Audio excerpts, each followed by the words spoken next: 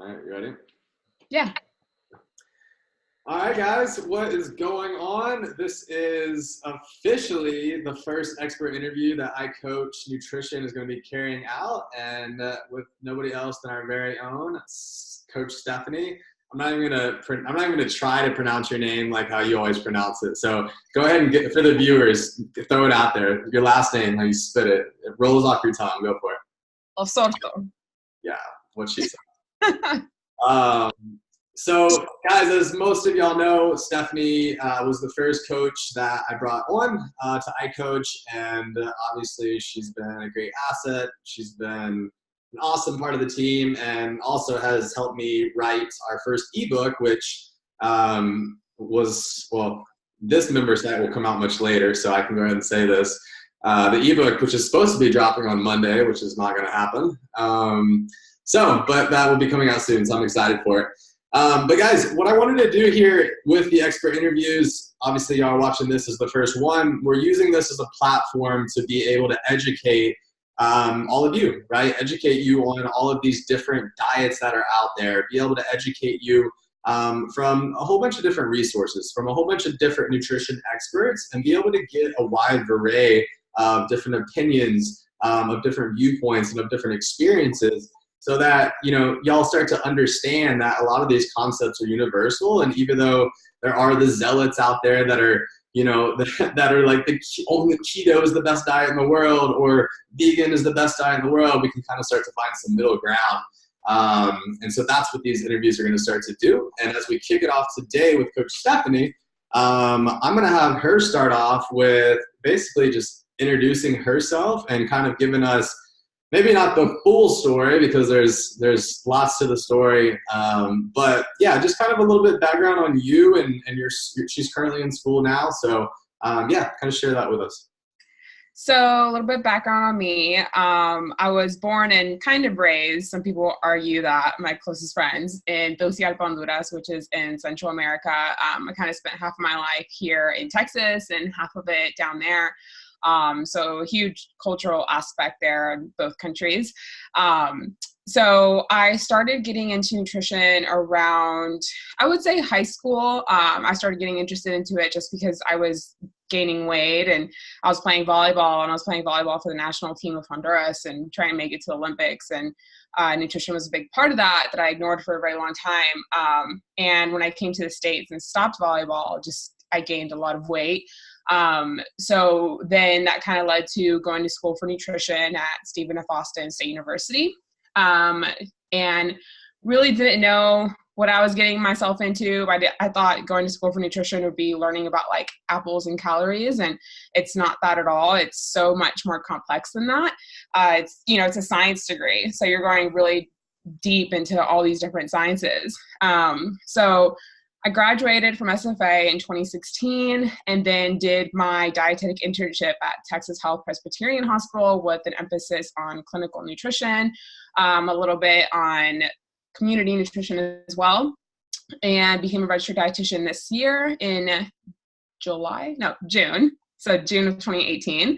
And I'm completing my second years of my master's in clinical nutrition at TW, kind of with an emphasis on functional medicine. So we get to choose our classes and still get like the degree in nutrition, but do it in what we want to. So we get to kind of take cool classes like metabolic syndrome. And I'm taking one next semester called like functional foods. So a lot of cool stuff there. From the fitness realm, I do CrossFit. I've been doing it for about 4 years and got to go to regionals this past year. RIP regionals is the last year that it'll be around. So continuing CrossFit, and that's what I do for fitness right now. Sweet. I love it. I never knew that you were trying to go compete nationally with volleyball.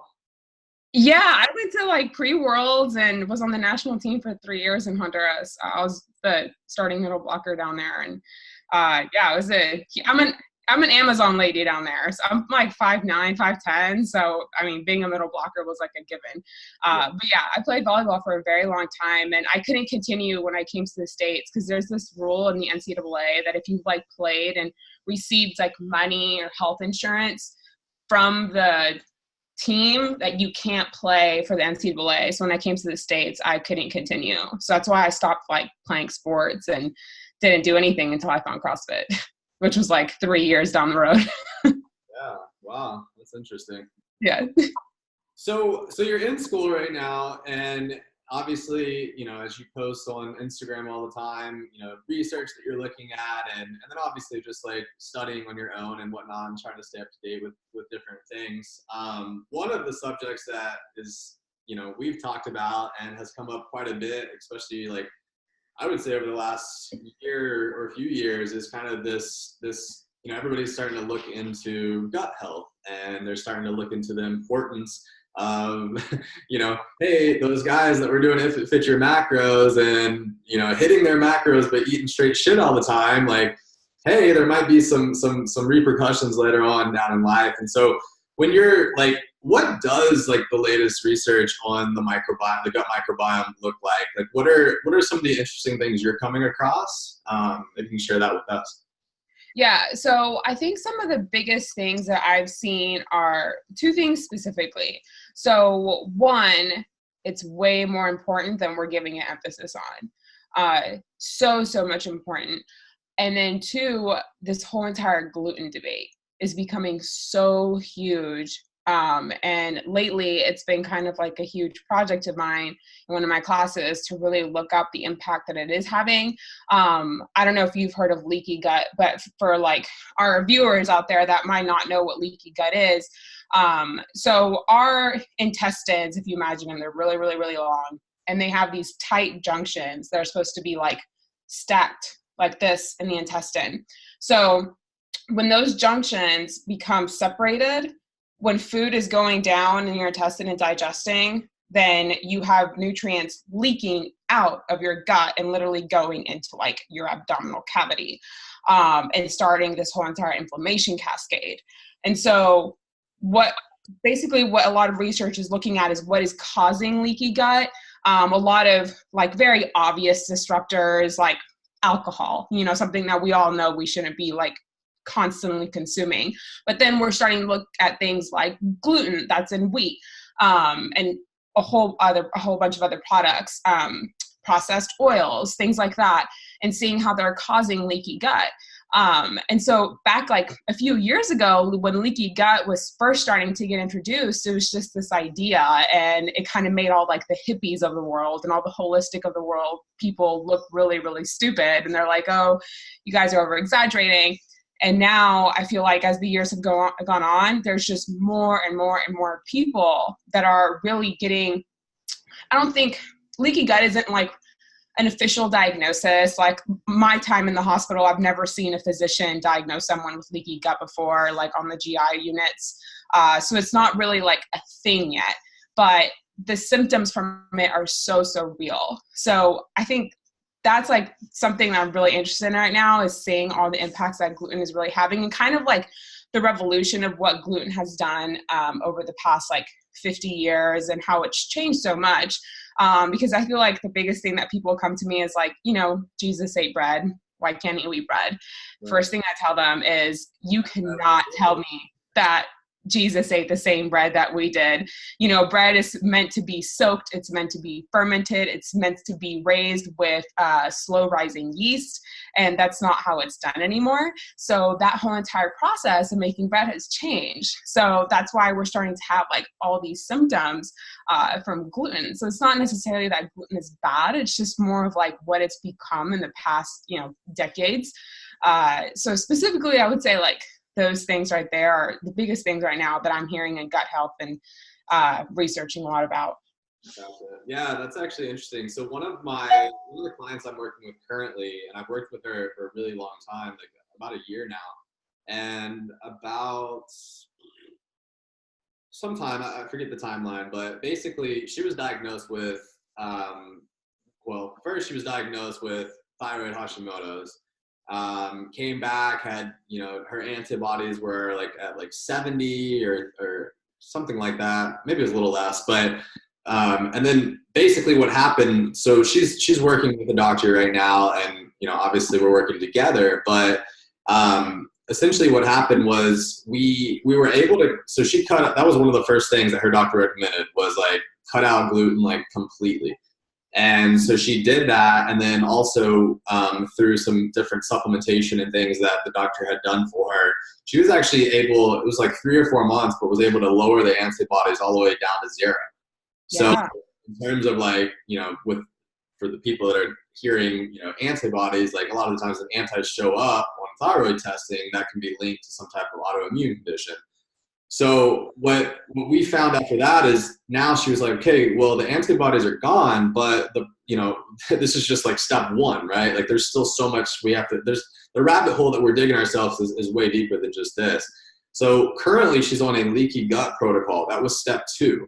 And I could sit here, I won't go through it now, but looking at the leaky gut protocol and looking at the food list that she could have and the foods that she had to avoid, it's no different than an elimination diet. Like it's extremely hard to follow. And her doctor wants her on this for 6 months, right? And so it's extremely hard. And here's what happened is she was averaging like maintenance calories for her were like 1,800 to 2,000.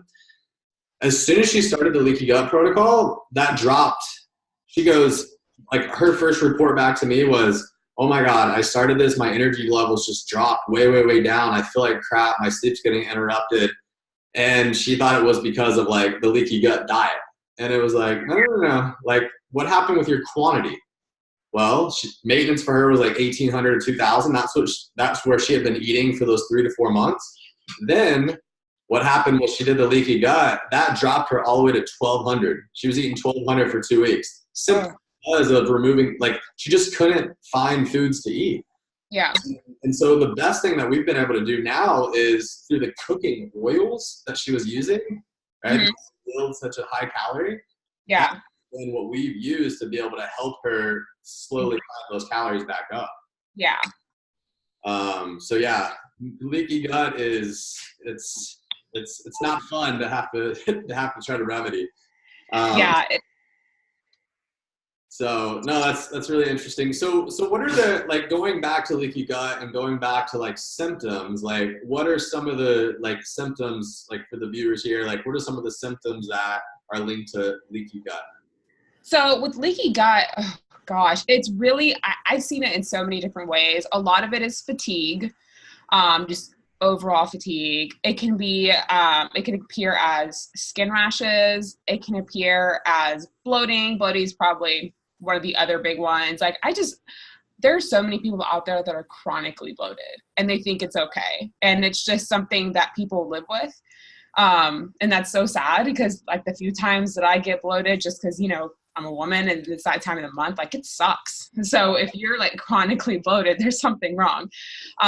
Bloating, a lot of diarrhea, constipation, or just abnormal stools in general. This is actually something that I've been talking about with my clients a lot lately is what their poop looks like, because it's very, very important. Your poop is going to say a lot about your digestive health. So this, for some reason, this fact is a huge shocker to people, but, and this might be TMI for some viewers, so I'm sorry if you guys are squirmy, but it's important to talk about this.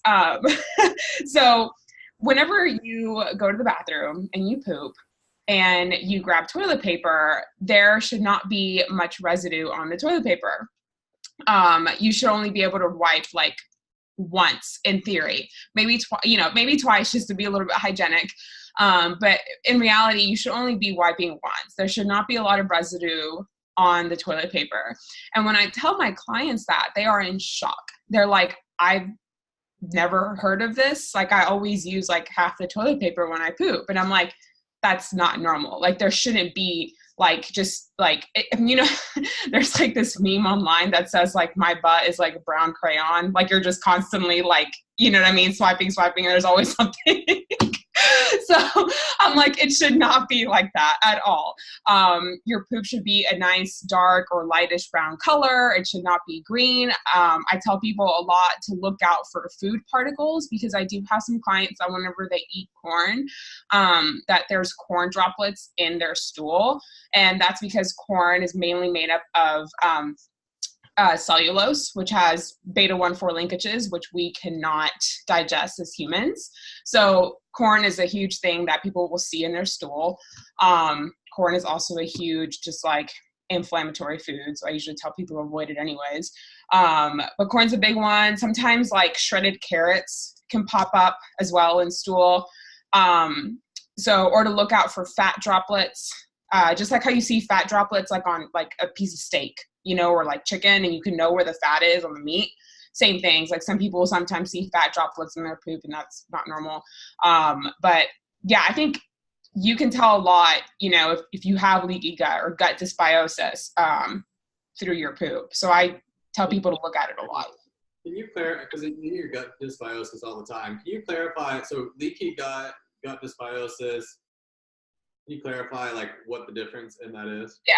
So when I say gut dysbiosis, think about your gut microbiome, which is mainly colonized in your colon. A lot of it is in your small intestine as well. It'd be really helpful if you guys maybe look up like a picture of the anatomy of your GI tract, because it's your mouth is first, then your esophagus, then your stomach, and then your small intestine, then your colon, then your rectum, then your anus, and then your butthole. So that's your whole entire GI tract. So most of your bacteria or your probiotics, your good bacteria, your gut microbiome is going to be in your colon, and a lot of it in your small intestine as well. So you are the host to that bacteria. They are your guest, okay, in your house, in your body. So when those guests are very upset, that's gut dysbiosis. When there is more bad bacteria than good bacteria. There's always going to be some bad bacteria in there. That's just how life works. But whenever you start having that imbalance of both of them, that's gut dysbiosis. When you think about leaky gut, think about your small intestine as a hose, like a watering hose. And if that watering hose had holes in it, and what would happen with the water? It would just be leaking everywhere, right? That's leaky gut.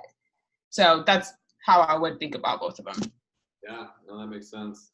That's a good representation as well, a good visual, along with all the poop.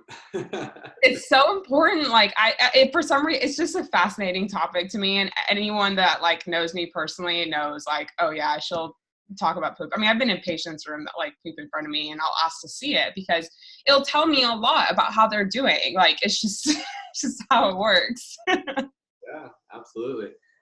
So going back to like, you know, we mentioned leaky gut. Like, are there any other like diagnoses that you're seeing that are common? Like, I mean, you know, we just admittedly I brought up here recently as terms of like the whole food sensitivity testing and how, you know, I went through got food sensitivity testing. It's this IgG, right? And then now I'm like starting to hear, you know, some other people in the space talk about how like that's not even a reliant variable. So are you like, in terms of like food sensitivity testing, or food sensitivities in general, like what are your thoughts kind of around all that? I think people should definitely get it done if they suspect something. I think that the easiest and cheapest and most practical thing is just to eliminate it for like a month. But the thing is, with eliminating it, people have to educate themselves, because people think that there's just gluten in bread, and that's not true. There's like gluten in like barbecue sauce, like some of them, like it's random things like that. There's a lot of cross contamination with gluten. And there's actually some studies now that are looking at like gluten-free products at restaurants and showing that they're not even truly gluten-free because of cross-contamination. I saw that with Bridget. Yeah, I looked at the articles that she put up. Yeah. So that's very disappointing. So it's, you know, if you're going to do the gluten-free thing and really trial it or do dairy-free or whatever, the best thing is probably to commit to not eating out for a while, just to be able to have control of your whole entire like food environment. So really educating yourself on what you can and can't eat is going to be a huge one. But if you can and have the resources, I would probably try to go to a gastroenterologist that can do a food sensitivity testing. If you want that referral, your primary care physician should be able to give that to you, especially if you are experiencing symptoms, and that would be even a bigger reason for your PCP to give you a referral to a GI doctor in order to be able to do that.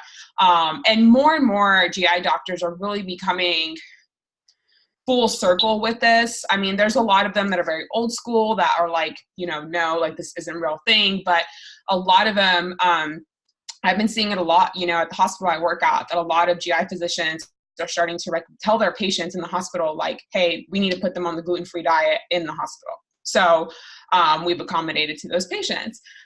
So it's just becoming a way bigger thing in modern medicine, which is really nice to see that those avenues are starting to break through. But yeah, I recommend everybody to do it. The way I have never gotten food sensitivity testing, I naturally eat gluten-free just because, not to necessarily avoid it, but I just stick to more of a whole foods diet, and a whole foods diet is naturally gluten-free. Like, that's just how it works. Like, if you're just eating, meats, vegetables, fruits, nuts, and seeds, you're automatically avoiding gluten. So I've been gluten-free. What about outside of gluten, though? Like, what if we're not talking about gluten?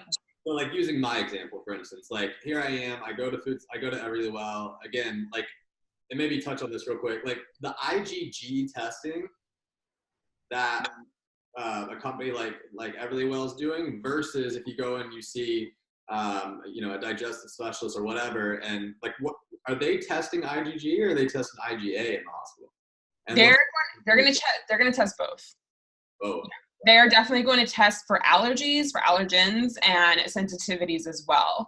Yeah, but you will get a more broad spectrum exam done through a GI physician versus doing like an at-home kit test, for sure. I imagine that Everlywell is going to be a lot cheaper. But I mean, if you go through your health insurance, it might be able to be covered if you have symptoms, I believe. And like, if your primary care physician is pretty gung-ho about like, hey, she's experiencing a lot of constipation, a lot of diarrhea, like, let's figure out if, food is what's doing it. And you should be able to get that part of that covered for sure. I know people who have gotten it covered before, depending on what your health insurance coverage looks like. Gotcha. Okay. Yeah, I mean, that, transparently, that was one thing that kind of shocked me. I go and I get it. It comes back and it tells me that I have these severe sensitivities to like all dairy. And, since then, like I tried for a little bit to cut dairy out completely. And then I was just like, screw this. Like, this is way too hard. But I'm fine. Like, I don't really have, and maybe I don't have symptoms, but it's still causing issues. Like, I don't know. Mm-hmm. But, I started looking into like with Martin McDonald. I started, Tony Stephan, another dietitian, he posted some research on it. And, Mac Nutrition with McDonald, I mean, he basically just shits on food sensitivity testing and says that it's like a complete scam.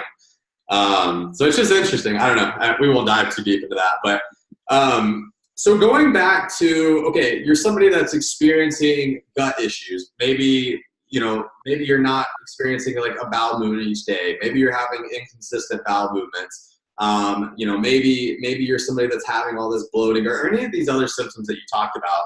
So what is like step one? And obviously it's going to be independent on the person, but like just kind of general lifestyle hacks. Like what would you kind of look into first? Or if somebody random off the street came up to you, what might be some lifestyle hacks you could talk to them about? Yeah. So if you're coming to me and you have some sort of gut dysbiosis or gut disturbances, the first thing I'm going to ask you is how many vegetables are you eating a day and what kind of variety of vegetables that you're eating. That kind of goes a little hand in hand with how much fiber you're consuming.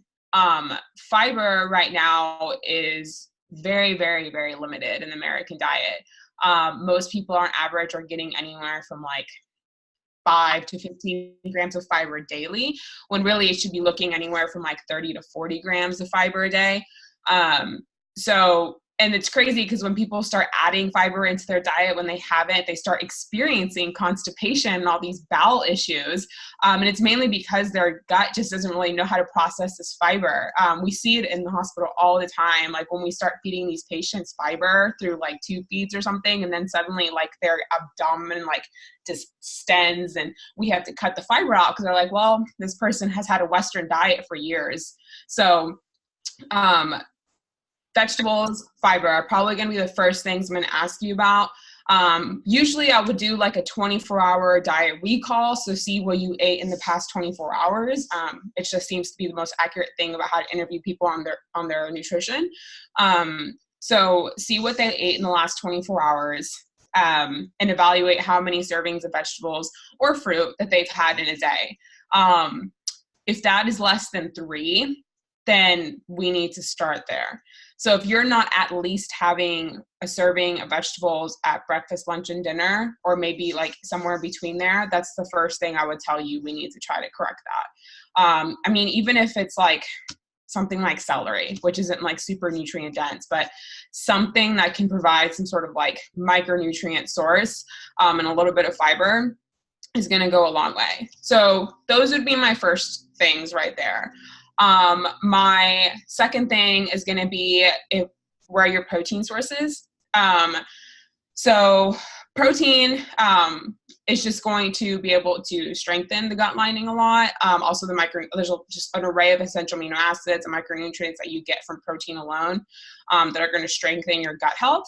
So if you're someone who's vegan or vegetarian, trying to see where you're getting those protein sources from, because most of these people, I've had not many, but a few clients that are vegetarian or vegan, their average protein intake is about less than 40 grams a day, which is really, really low. Right now, the RDA for protein for women is about 46 grams of protein, I believe, and for men, it's 56.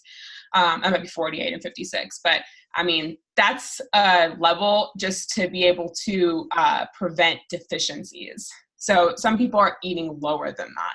So that's another thing I'm going to look at. And the third thing people might kill me for is alcohol. Alcohol is just a huge gut disturbance. So that would be the third thing I would look at, just how much it creates, gut dysbiosis. And that also leads into things like fatty liver, which a lot of Americans have, and they don't know that they have fatty liver because it's asymptomatic, has no symptoms. It's like a silent killer, basically. So I would say those 3 things are what I'm going to look at. I could probably go down deeper and see like, what kind of processed foods are you consuming? What kind of oils are you using to cook? How many times do you go out to eat? Where are your favorite places that you do go eat? And seeing like other environmental stressors that you might have that could be impacting your gut. Yeah, no, that's great. Do you, I'm sure you've heard of like and I know you've heard, we've talked about it, but like the 800 gram challenge with like E.C. Simkowski. Like that's one thing that I implemented like a really long time ago, and had a lot of like phenomenal progress with, just because it simplifies it puts a quantity metric on vegetables and fruits, right? Yeah. Like the old days of like, oh, you need this many servings. Like that doesn't mean anything to anybody, right? Like what does that even mean? You need this. There's no like quantified serving of vegetables right now, really. It's so then, I don't know how much you dug into like the reasoning behind the number 800 grams, but when they looked, it was like a collection of all these studies, and essentially like they looked at this to be the number that basically dictated like sickness and wellness, essentially, right? So they like, when you'll see people all the time that either don't eat vegetables at all, or you'll see them that like maybe like barely ever eat it, and then you'll see people that come in and like they have like a bowel movement like once every like 3 or 4 days, or they're just like constantly stopped up and bloated. And so that's like one of the quickest fixes is just simply eating vegetables. And it's one of those things that like I feel like a lot of people don't think about. We're in like a fixated state of like protein. Like I hear clients talking about protein all the time. Like I want to hit my protein number, and I'm like, sure, but like, yes, like let's talk about like some vegetable numbers too. Let's give you some metrics to hit in terms of that, so that you can start to understand, all right, what does 800 grams of vegetables and fruits look like? And it ends up breaking down into being like, like half of your plate or a third of your plate at like your major meals, or if you want to work into, some snacks, obviously it'd switch it up. But yeah, that's super powerful. I love that challenge. It's so simple. It's like, do whatever you want to do, but just make sure you get in your 800 grams. Yeah. Yeah, I've actually provided that that challenge to my clients several times too, that I feel like are ready for something like that. And yeah, they love it. So I even say too, you know, like if we assess in the beginning, you're taking in 0, you're taking in 200 or whatever. Like it's no different than anything else. It's just a slow, gradual progression. You know, like as you said, like if you're only doing 1 meal and you're getting like 200 grams, and then we get an extra snack and that pulls us to 300, you know, or another meal and it pulls us to 400. Like it's just slowly trying to bring that average up and then get it to something that you feel you can sustain. Because if you hit, it's no different than a 30-day challenge. If you can hit 800 grams for a week, congrats, but it means nothing if you go back to 0 right after that. Yeah. Yeah. I guarantee you, if you do that for 30 days, you won't want to go back. You'll feel too good. Like it's, I don't know. It's just, that's my opinion. I mean, clients crave it. Like they like literally if they, and that's what's so great about this metric is because it gives you so much feedback, right? Like you do it initially when you haven't done it in so long and you automatically feel so much better. And then you keep doing it. And then the second that you get lazy and you don't do it, like you feel that drop off and you're like, oh my God, like I want my veggies and fruits again. Yeah. Yeah. So that's awesome. So just like overarching like gut health topics and whatnot, like are there any like gut health or digestive like books that you're reading, or is there anybody in particular that's doing work that like you're interested in or you're studying it, like that you could recommend for other people to look into? Yeah. So one of my favorite physicians, Dr. Mark Hyman, does a lot of work with gut health, and he does a lot of work as well with food quality. So he's really just, you know, he's someone who like goes after big soda and things like that. So what I like about him too is that like, you know, there's a lot of debate in like the dairy world as well. Because there is some high quality dairy out there. It's just expensive. So he's someone that isn't like totally anti-dairy, but for the general population, like recommends to stay away from it. So he's just a little bit more open-minded. He has a great background. He's one of the people that first started at Cleveland Clinic in Ohio, which was like one of the first functional medicine institutions in the United States. So he's someone great. He's, you know, written a ton of books. Someone else as well is, you know, one of my favorite dietitians. Her name's Bridget Tingemeyer. So I would highly recommend to look at her blog. She has a lot of things over gut health and cites a lot of relevant research. What I would tell people to do is to go to PubMed and to just put in the topic that they want articles sent to them about that are for free. And you can always get those sent to you. So like I'm subscribed to a few of the, you know, the Journal of Endocrinology, of Clinical Nutrition that I get sent. If there's anything big out there that's regarding gut health. Like I just posted one recently about sucralose. Another one, can't remember which one it was. Another artificial sweetener that was linked to IBD or Crohn's disease. So there's always research out there that's, you know, relevant in that area. So that would be, I mean, my biggest suggestion is like people always talk about all this research that they read. But at the end of the day, that's just like hearsay. Like I can say I read research over whatever topic and totally make it up, you know, but you'll probably believe me. So my biggest suggestion is go to PubMed, subscribe to a subscription, and that's where you're going to get like your first hand-on information, because you might be reading these books that people are citing research, but their interpretation, even though they cite it, could be completely incorrect. And I've seen it before. So that's why I'm saying to, you know, go out and like look at your own research. And unfortunately, research is very, very hard to interpret, and it is hard to understand if you don't have like some sort of statistical background that you can analyze research. I have learned the hard way that the more research you read, the better you get at reading it. So yeah, that would be my biggest advice for sure.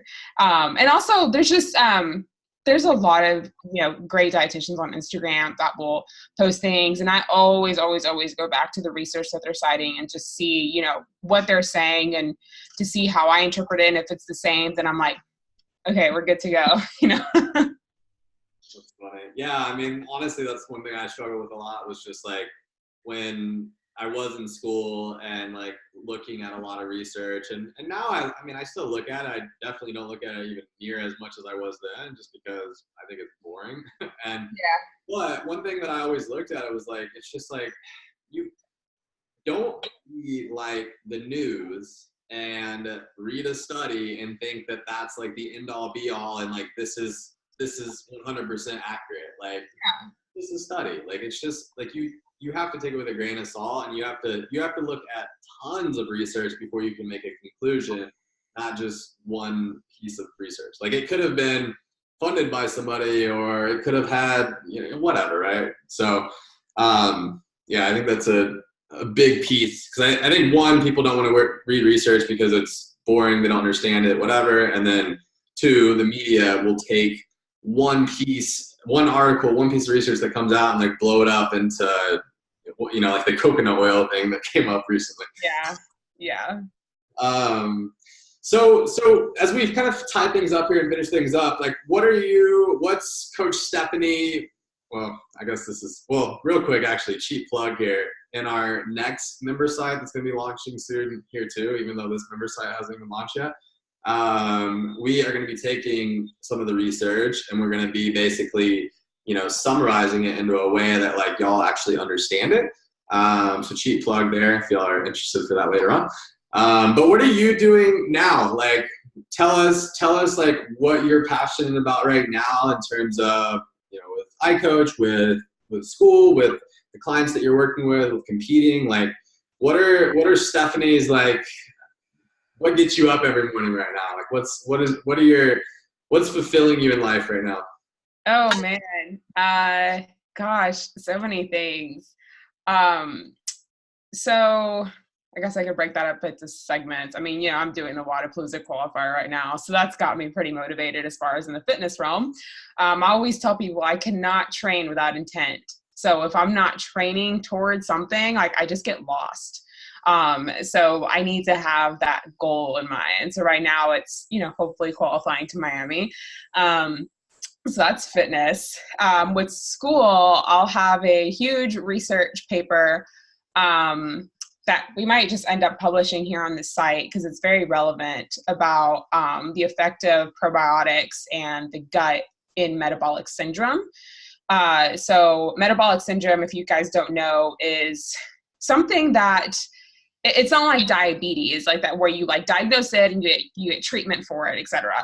Metabolic syndrome is just the overall appearance of different characteristics in a human that are saying you have metabolic syndrome. So like those characteristics can be elevated blood pressure, it can be abdominal obesity, it can be elevated triglycerides, it can be impaired blood glucose. So if you have 3 of 5 different factors, then you are diagnosed with metabolic syndrome. So I'm taking a whole entire class right now over metabolic syndrome, the prevalence of it, the treatment, diagnosis, blah, blah, blah.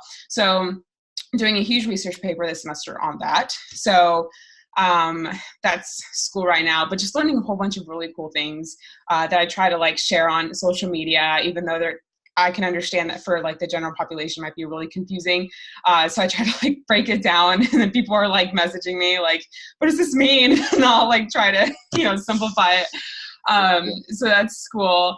And then, gosh, what else? Some nutrition things that I'm kind of into lately.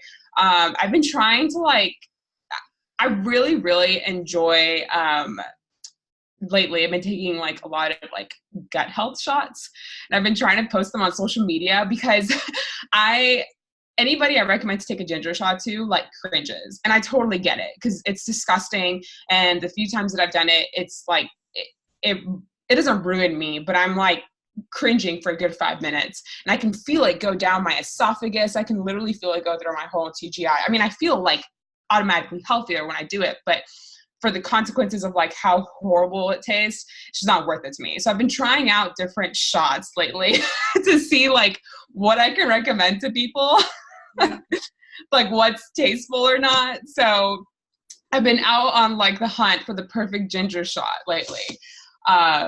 So yeah. And then as far as like work, just a lot of cool breakthroughs with clients lately that I've been working with for like a long time.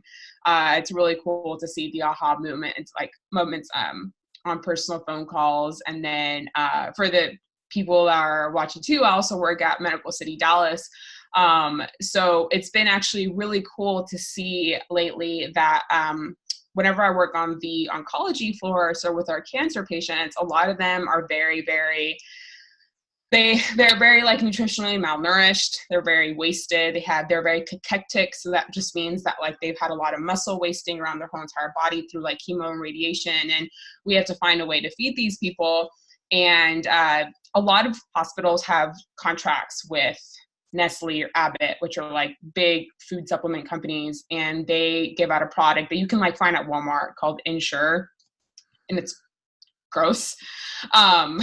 Sorry if any Abbott people are watching this, but it's very sweet and dense, and if anybody tasted it, they'd be like, oh my gosh, this is way too sweet. And there's just like maltodextrin, cornstarch, vegetable oil, like all this crap in it too. And I'm just like, I feel so bad giving it to these patients sometimes.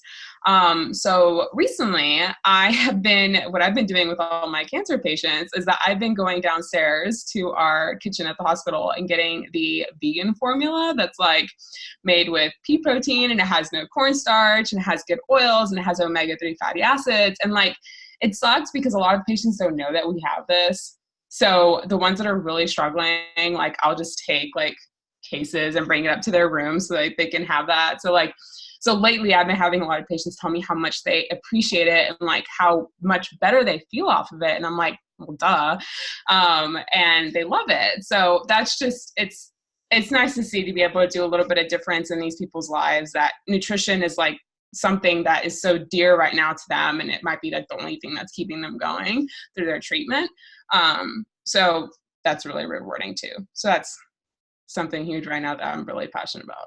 Wow, that's really interesting. So, I mean, you're like, whoever is in charge of you at the hospital, like, what did they think about this? Like, is this not something that they would want to like switch or at least offer? Or yeah. So like most hospitals have a Nestle or Abbott contract. I mean, it's basically like having a contract with either Coca-Cola or Pepsi, right?